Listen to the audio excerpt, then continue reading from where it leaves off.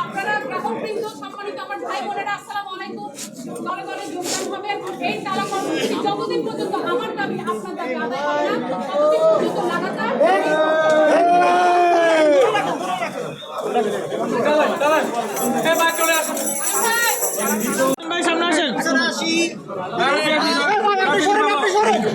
আপনারা সামনে গেলে আমরা সামনে